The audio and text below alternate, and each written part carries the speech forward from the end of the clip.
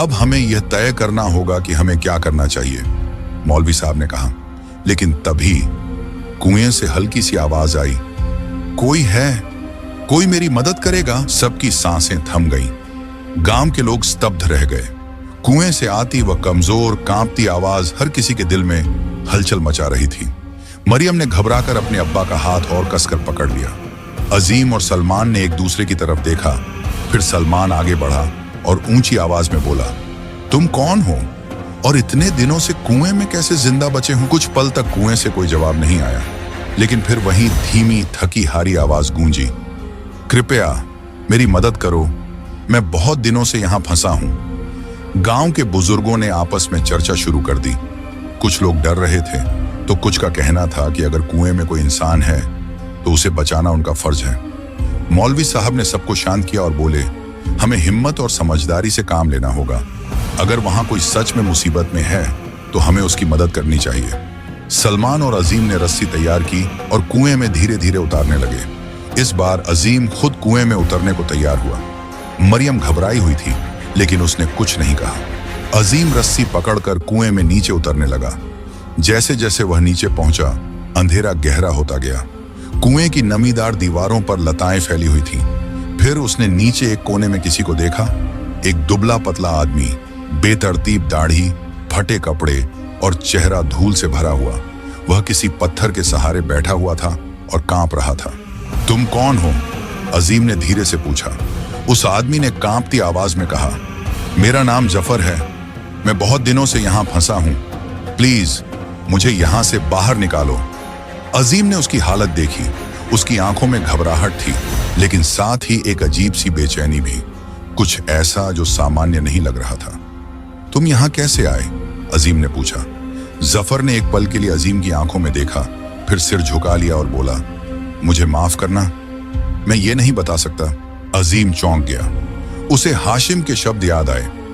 उसने मुझसे वादा लिया था कि मैं किसी को यह नहीं बताऊंगा कि वह वहां कैसे पहुंचा।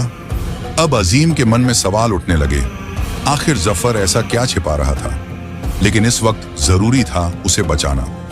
उसने जफर को रस्सी पकड़ा दी और ऊपर खड़े गांव वालों को इशारा किया। सबने मिलकर रस्सी खींची और धीरे धीरे जफर कुएं से बाहर आ गया। मरियम ने राहत की सांस ली। हाशिम ने जफर को देखते ही पहचान लिया और चौंक कर बोले, तू? गांव के बाकी लोग भी जफर को पहचान गए और उनके चेहरे पर अविश्वास के भाव आ गए। कोई फुसफुसाया, ये तो वही आदमी है जो सालों पहले गांव से भाग गया था। गांव में खलबली मच गई। लोग एक दूसरे को देखकर फुसफुसाने लगे। मरियम और सलमान हैरानी से जफर को घूर रहे थे। हाशिम की आंखों में अतीत की यादें तैरने लगी। अजीम ने चौंक कर पूछा, आप लोग इसे जानते हैं?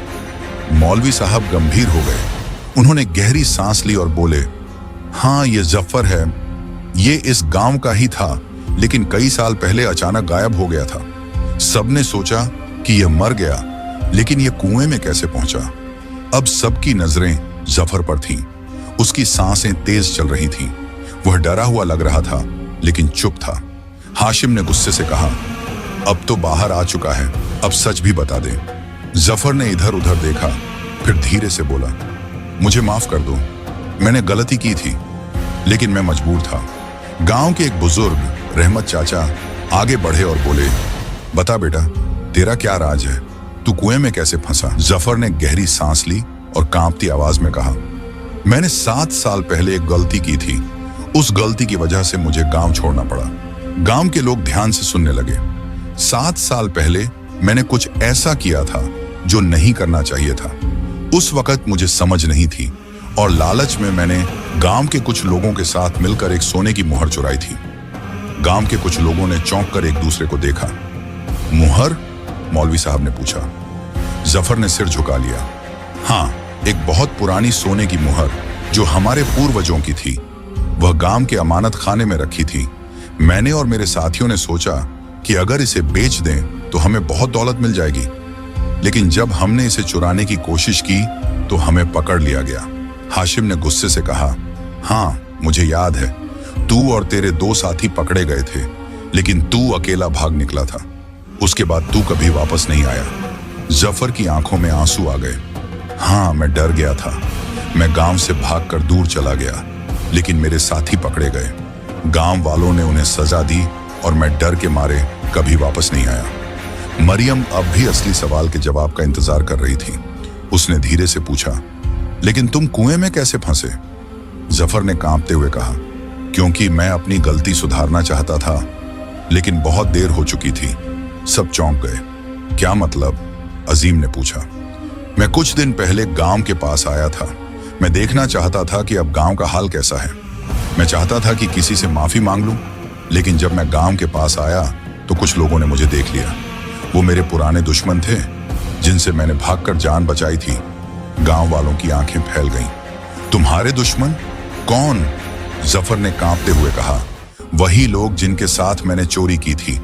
मेरे साथी जो पकड़े गए थे, वे अब बदला लेना चाहते थे। अब कहानी में नया मोड़ आ गया था। तो उन्होंने तुम्हें कुएं में फेंक दिया? मौलवी साहब ने पूछा। नहीं, जफर की आवाज और धीमी हो गई। मैं खुद छिपने के लिए कुएं में उतर गया, लेकिन जब मैं उतरा तो रस्सी टूट गई और मैं फंस गया। गांव वालों के चेहरों पर हैरानी के भाव थे।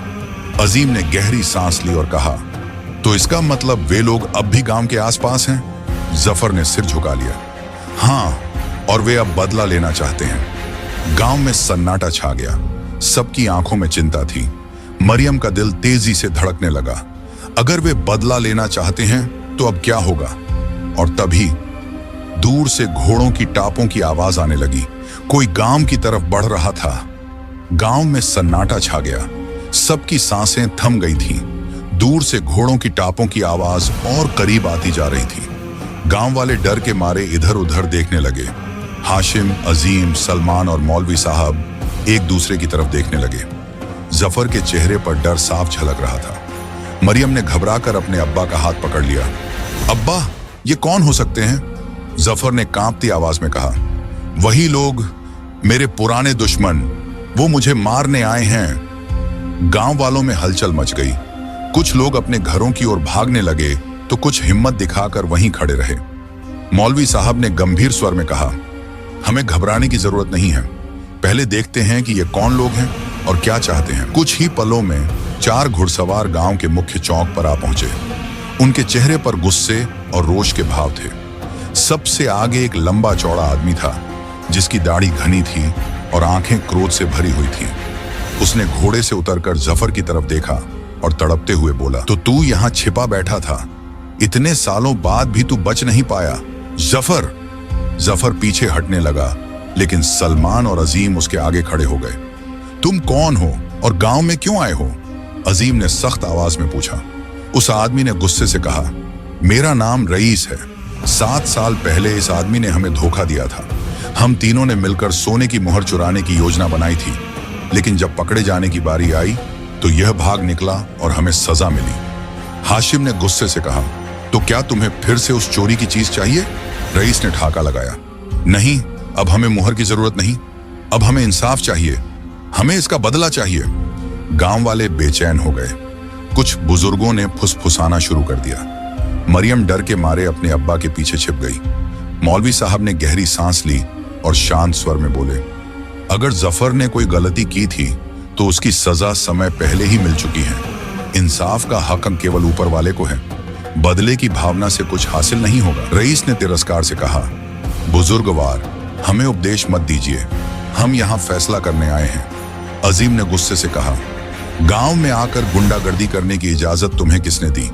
यह गांव शांतिप्रिय है और हम अपने गांव के लोगों की रक्षा करेंगे। रईस ने अजीम की ओर देखा और हंसते हुए कहा, बहुत हिम्मत है तुझ में लड़के, लेकिन अगर हमें जफर नहीं मिला तो पूरा गांव इसकी कीमत चुकाएगा। गांव के लोगों में हलचल मच गई। सलमान ने फौरन कहा, हम किसी को बेगुनाह पर अत्याचार नहीं करने देंगे। अगर जफर ने गलती की तो वह अपनी सजा भुगत चुका है। रईस गुस्से से तिलमिला गया। उसने अपनी तलवार निकालने के लिए हाथ बढ़ाया, लेकिन तभी रुको! सबकी नजरें जफर की ओर घूम गईं। उसने भारी आवाज में कहा, अगर मेरी वजह से गांव पर कोई मुसीबत आती है तो मैं खुद को सौंपने के लिए तैयार हूं, लेकिन एक शर्त पर। रईस ने चौंक कर पूछा, क्या शर्त? जफर ने कहा, अगर तुम सच्चे इंसाफ के लिए आए हो तो एक बार सबको सच बताना होगा। क्या मैंने तुम्हें धोखा दिया या तुम खुद अपनी गलतियों की सजा भुगत रहे हो? गांव वाले जफर की ओर देखने लगे। मौलवी साहब ने गंभीर स्वर में कहा, हाँ, यही सही तरीका होगा। अगर तुम्हें बदला लेना ही है तो पहले सच्चाई सामने लाओ। रईस कुछ देर चुप रहा, फिर गुस्से से जमीन पर पैर पटका। ठीक है, हम सच बताएंगे, लेकिन फिर भी जफर को हमारे हवाले करना होगा। गांव वालों की नजरें जफर पर टिक गईं। अब सवाल था, क्या सच सामने आने के बाद भी जफर को रिहाई मिलेगी? गांव का माहौल और भी गंभीर हो गया। चारों घुड़सवारों की आंखों में गुस्सा था, लेकिन जफर के चेहरे पर एक अजीब सी दृढ़ता थी। वह अब भागना नहीं चाहता था। गांव के लोग भी असमंजस में थे। क्या जफर को सौंप देना सही होगा या उसे बचाने के लिए कुछ करना चाहिए? मौलवी साहब ने गहरी सांस ली और बोले, अगर इंसाफ ही तुम्हारा मकसद है तो हम पंचायत बिठाएंगे। गांव के बुजुर्ग और समझदार लोग फैसला करेंगे कि जफर को क्या सजा मिलनी चाहिए। रईस हंस पड़ा। पंचायत? तुम समझते क्या हो? हम जंगल के कानून पर चलते हैं, जहां बदला ही असली इंसाफ होता है। अजीम ने गुस्से से कहा, लेकिन यह गांव है, जंगल नहीं, और यहां फैसले इंसानियत के आधार पर होते हैं, न कि नफरत के। रईस के साथ आए तीनों आदमी भी बेचैन होने लगे। उनमें से एक, जो अब तक चुप था, आगे बढ़ा और बोला, रईस भाई, हमें इस बारे में सोचने की जरूरत है। आखिर हमने भी गलती की थी, सिर्फ जफर नहीं। रईस ने उसे घूर कर देखा, लेकिन गांव वालों को लगा कि अब मामला थोड़ा ठंडा हो सकता है। मौलवी साहब ने पंचायत बिठाने का फैसला किया। गांव के मुख्य चौपाल पर गांव के बुजुर्ग, पंचायत के सदस्य, मौलवी साहब, रईस और उसके साथी बैठ गए। जफर भी सिर झुकाए खड़ा था। मरियम, अजीम, सलमान और बाकी गांव वाले भी पास ही खड़े थे। मौलवी साहब ने जफर से कहा, अब सबके सामने सच बताओ। जफर ने गहरी सांस ली और बोलना शुरू किया, हाँ, मैंने 7 साल पहले गलती की थी, लेकिन सिर्फ मैंने नहीं बल्कि मेरे साथियों ने भी। हम तीनों ने सोने की मुहर चुराने की योजना बनाई थी, लेकिन जब पकड़े जाने का वक्त आया तो मैं डर गया और भाग गया। रईस तिलमिला गया। तो तू मान रहा है कि तूने हमें धोखा दिया? जफर ने सिर उठाया और सीधे रईस की आंखों में देखा। अगर भागना धोखा था तो हाँ, मैंने धोखा दिया, लेकिन सच यह भी है कि तुमने कभी इस गुनाह की जिम्मेदारी नहीं ली। गांव वाले चौंक गए। रईस गुस्से से बोला, क्या बकवास कर रहा है? जफर ने कहा, हमने चोरी की थी, लेकिन पकड़े गए थे। हमें वही मिलना चाहिए था जो सही था, लेकिन तुमने बदले की आग में सबको दोषी ठहराया। गांव छोड़ने के बाद मैंने बहुत कुछ देखा और सीखा। मुझे समझ में आया कि लालच और बदले की आग सिर्फ विनाश लाती है। रईस चुप हो गया। उसका एक साथी, जो पहले भी सुलह की बात कर रहा था, धीरे से बोला, सच कहूं तो हमें भी अपनी गलती माननी चाहिए। गांव के बुजुर्गों ने आपस में चर्चा की। मौलवी साहब ने फैसला सुनाया, जफर ने गलती की थी, लेकिन उसने अपनी सजा काट ली। हमें पुराने घावों को कुरेदने के बजाय आगे बढ़ना चाहिए। बदले की भावना इंसान को इंसान नहीं रहने देती। अगर जफर को माफी मांगनी है तो उसे एक काम करना होगा, गांव की भलाई के लिए कुछ करके दिखाए। गांव वालों ने सहमति में सिर हिलाया। रईस के मन में उथल पुथल मच गई। उसने गुस्से से जफर को देखा, फिर धीरे से बोला, अगर गांव के लोग यही चाहते हैं तो ठीक है, लेकिन याद रखना, कुछ गलतियां भुलाई नहीं जाती। रईस और उसके साथी घोड़ों पर चढ़ने ही वाले थे कि अचानक, रुको! सभी की नजरें घूम गईं। यह आवाज मरियम की थी। गांव की इस मासूम लड़की ने इतनी जोरदार आवाज में किसी को रोकने की हिम्मत कैसे की? रईस ने घूर कर मरियम की ओर देखा। अब क्या बचा है कहने के लिए? मरियम आगे आई। उसकी आंखों में निडरता थी। अगर इंसाफ चाहिए तो आधा सच मत सुनो। तुम्हें लगता है कि जफर ने सिर्फ अपनी जान बचाने के लिए भागकर धोखा दिया? नहीं, सच्चाई इससे कहीं ज्यादा खौफनाक है। गांव वालों ने हैरानी से एक दूसरे को देखा। जफर भी चौंक गया। तुम्हें कैसे पता? रईस ने शक भरी निगाहों से पूछा। मरियम ने गहरी सांस ली। क्योंकि मैंने कुएं में जो गुप्त सुरंग देखी थी, वो सीधा उस जगह तक जाती है जहां 7 साल पहले सोने की मुहर छुपाई गई थी। रईस चौंक गया। उसके बाकी साथी भी हक्का बक्का रह गए। क्या बकवास कर रही हो? मरियम ने जोर देकर कहा, अगर तुम सबको सच जानना है तो मेरे साथ चलो, लेकिन वादा करो कि फैसला तभी लेना जब पूरा सच सामने आ जाए। गांव वालों में फुसफुसाहट शुरू हो गई। मौलवी साहब, अजीम, सलमान और जफर भी बेचैन हो उठे। मौलवी साहब ने गंभीर स्वर में कहा, अगर सच्चाई का कोई और पहलू है तो हमें उसे जानना चाहिए। चलो कुएं तक चलते हैं। रहस्य का पर्दाफाश पूरा गांव अब कुएं के पास जमा हो चुका था। मरियम ने सभी को ध्यान से कुएं के अंदर दिखाया, जहां एक संकरी छुपी हुई सुरंग थी। यह वही सुरंग थी जिससे होकर वह पहले बाहर आई थी। अजीम और सलमान मशालें लेकर आगे बढ़े। धीरे धीरे गांव के कुछ लोग और रईस के साथी भी अंदर गए। अंदर एक छोटी सी गुफा थी और वहां धूल में लिपटी एक पुरानी संदूक पड़ी थी। रईस की आंखें फटी रह गईं। ये तो वही संदूक है जिसमें सोने की मुहर थी। सलमान ने संदूक खोली और सब दंग रह गए। अंदर सोने की कुछ मोहरें अभी भी सुरक्षित रखी थी। रईस का एक साथी कांपती आवाज में बोला, लेकिन जब हमें पकड़ा गया था तब तो ये गायब हो गई थी। मरियम ने एक और रहस्य उजागर किया। हाँ, क्योंकि जफर ने नहीं बल्कि तुम्हारे ही एक साथी ने उस वक्त तुम्हें धोखा दिया था। रईस के होश उड़ गए। क्या मतलब? मरियम ने चारों घुड़सवारों की ओर देखा। जब मैं कुएं में गिरी थी तो मुझे वहां पुराने कपड़े और जूते मिले थे। उनमें से एक जूता किसी और का नहीं बल्कि तुम्हारे ही साथी का था। इसका मतलब है कि चोरी के बाद तुम्हारा एक साथी इसी गुफा में आकर छिप गया और बाकी सबको धोखा देकर मोहरें यहीं छोड़ गया। रईस ने अपने साथियों की ओर देखा और तभी एक आदमी पीछे हटने लगा। रुको! अजीम ने उसकी बांह पकड़ ली।